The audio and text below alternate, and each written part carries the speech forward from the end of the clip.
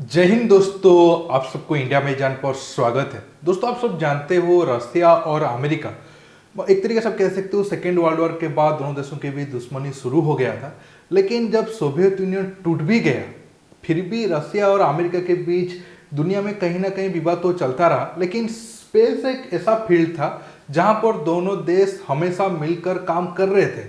और हमें ये मानना पड़ेगा, सोवियत यूनियन की टेक्नोलॉजी या फिर रसिया स्पेस की फील्ड में थोड़ा बहुत रसिया से अमेरिका से आगे था। हालांकि जब रसिया सोवियत यूनियन से टूट गया तब इकोनॉमिक क्राइसिस के कारण रसिया स्पेस में उतना ज़्यादा पैसा खर्चा नहीं कर पाया। लेकिन फिर भी अमेरिका रसिया मिलकर काम किए। उसका बेस्ट एग्जाम्पल है इंटरनेशनल स्पेस स्टेशन। लेकिन अब फिर से जब रसिया यूक्रेन के ऊपर कब्जा पूरी तरीके से करने के लिए कोशिश कर रहा है, अब अमेरिका समेत वेस्टर्न कंट्री रसिया के ऊपर टेक्नोलॉजी को लेकर बहुत ज़्यादा सैंक्शन लगा रहे हैं। हालांकि हर फील्ड में वो सैंक्शन लगा रहे हैं, लेकिन टेक्नोलॉजी के फील्ड में भी सैंक्शन पड़ रहा है। और इससे रसिया की जो स्पेस एजेंसी है उन्हें बहुत ज़्यादा मुश्किल आ रहा है। पिछले 3-4 दिन से रसिया की स्पेस एजेंसी की तरफ से बहुत कुछ बयान दिया गया था। पहला बयान दिया गया था, अगर रसिया के ऊपर इतने सारे सैंक्शन लगेगा तो हो सकता है रसिया इंटरनेशनल स्पेस स्टेशन को इंडिया, चाइना या फिर यूरोप के किसी देश पर गिरा दे। उसके ऊपर भी बात करेंगे। इसके साथ साथ आज बड़ा खबर यह है, रसिया ने ब्रिटेन को बड़ा झटका देते हुए एक तरीके से आप कह सकते हो ब्रिटेन की 36 के करीब सैटेलाइट को लॉन्च करने से मना कर दिया है। अब रसिया का डिमांड है कि ब्रिटेन वो सैटेलाइट को उसके खिलाफ इस्तेमाल कर सकता है। और आप जानते हो, आज सुबह आपको न्यूज मिल गया होगा, हालांकि सेम टॉपिक रिलेटेड है। रसिया वो जो 36 सैटेलाइट को जो रॉकेट लेकर जाने वाला था उसमें अमेरिका, ब्रिटेन, फ्रांस की फ्लैग और जापान की फ्लैग को हटा दिया है, लेकिन भारत की फ्लैग को वहां पर रोक के रखा है। आज मैं इसी टॉपिक पर दोस्तों बात करूंगा। जानने के लिए आप आखिर तक के वीडियो को देखते रहिए और ज्यादा से ज्यादा लाइक शेयर करना बिल्कुल मत भूलिए। दोस्तों, पहले आते हैं इंटरनेशनल स्पेस स्टेशन के ऊपर। अब तो दोस्तों जंग चल रहा है तो बहुत कुछ न्यूज आ रहा है। हमें हम सही तरीके से एनालिसिस भी नहीं कर पा रहे, क्योंकि एक न्यूज आने के बाद कुछ मिनट के बाद और एक बड़ा न्यूज आ जा रहा है। लेकिन अगर हम स्पेस की बात करें, आप देख सकते हो ये रसिया की इसी स्पेस रॉकेट से सारे देशों का फ्लैग हटा दिया गया है, लेकिन इंडिया का फ्लैग है। मैं चाहूंगा आप पहले वो 10-15 सेकंड का वीडियो देख लीजिए।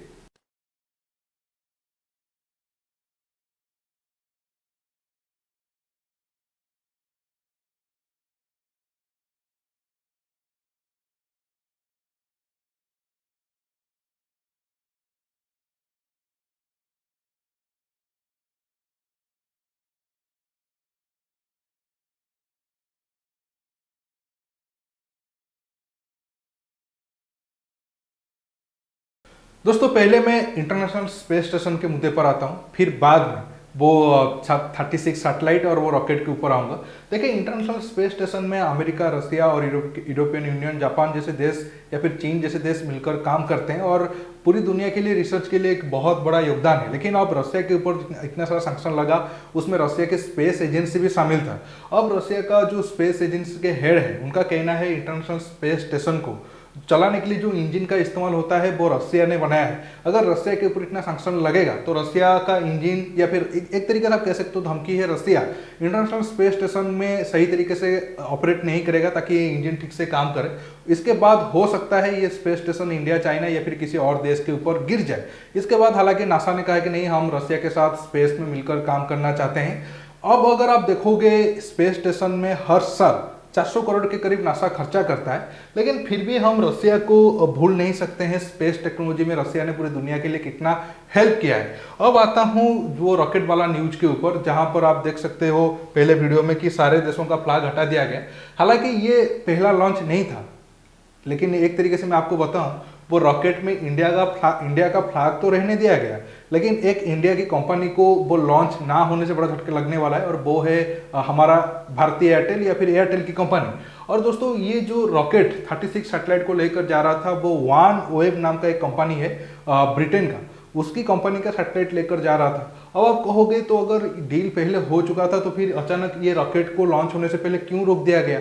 अगर ये आप फोटो जो देख रहे हो, एक साल पहले सेम वन एप कंपनी का 36 सैटेलाइट को रसिया की ये रॉकेट लेकर स्पेस में ऑलरेडी लॉन्च कर चुका था। अब प्रेजेंट टाइम में सेम टाइप का चीज होने वाला था। अब मार्च 5 को और 36 सैटेलाइट को रशिया की स्पेस एजेंसी लेकर जाकर लॉन्च करने वाला था, लेकिन जो सैंक्शन लगा रशिया यूक्रेन वार के बीच तो वो नहीं कर रहे हैं। सबसे बड़ा कारण तो हो गया कि रशिया चाहता है कि उसके ऊपर जो टेक्नोलॉजी सैंक्शन लगा है वो ना लगे, क्योंकि उसका स्पेस एजेंसी के ऊपर अगर इतना सैंक्शन लगेगा तो आगे जाकर स्पेस प्रोग्राम में रशिया को बहुत ज़्यादा मुश्किल होने वाला है। इसी वजह से रशिया का अब क्लेम है अगर ये सैटेलाइट को वो लॉन्च करता है तो हो सकता है उसके खिलाफ ब्रिटेन आगे जाकर जासूसी कर सकता है। लेकिन दोस्तों ये मैं बिल्कुल ठीक नहीं मानता हूँ। अगर सच में ऐसा है, ठीक है, रशिया का बात कुछ हद तक ठीक है, लेकिन 100% हम ठीक नहीं कह सकते हैं, क्योंकि अगर सच में रशिया को इतना ज़्यादा डर था तो फिर पिछले साल 36 सैटेलाइट को क्यों लॉन्च किए और अब और 36 सैटेलाइट को क्यों लॉन्च करने जा रहे थे। अगर रशिया यूक्रेन जंग ना होता तो शायद ये लॉन्च को रोका नहीं जाता। दोस्तों अगर हम सैटेलाइट के ऊपर आए तो ये OneWeb कंपनी का है। आप देख सकते हो न्यूज का headline, Russia refuses to launch OneWeb। और रशिया का ही डिमांड था कि ये जो OneWeb कंपनी है ये ब्रिटेन गवर्नमेंट का है, क्योंकि 2020 में ये कंपनी बैंकरप्ट होने वाली थी। तब ब्रिटेन की गवर्नमेंट ने तकरीबन 400 मिलियन यूरो देकर वो कंपनी को बैंकरप्ट होने से बचाया।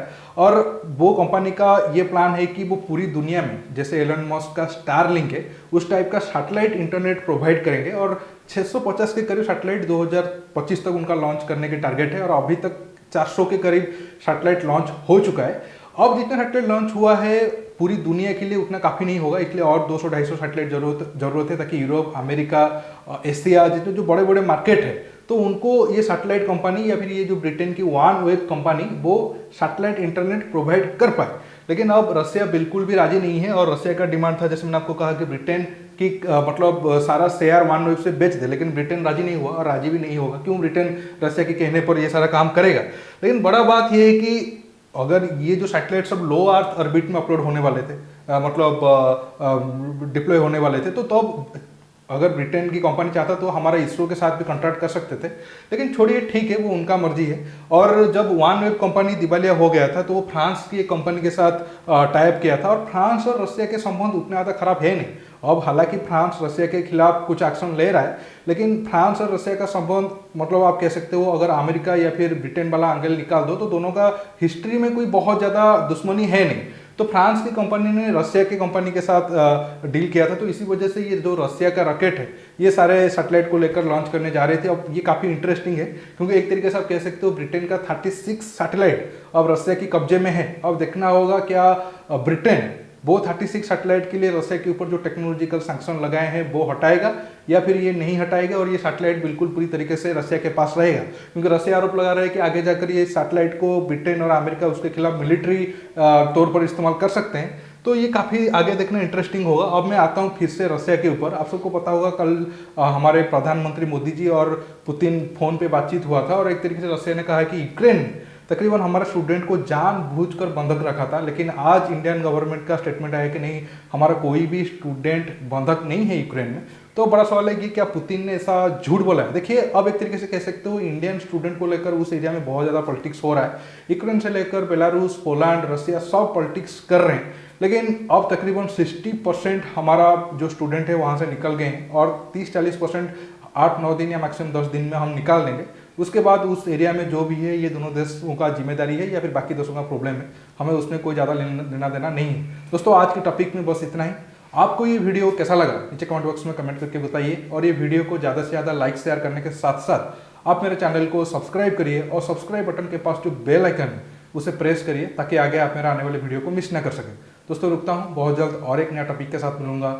नमस्कार, जय हिंद।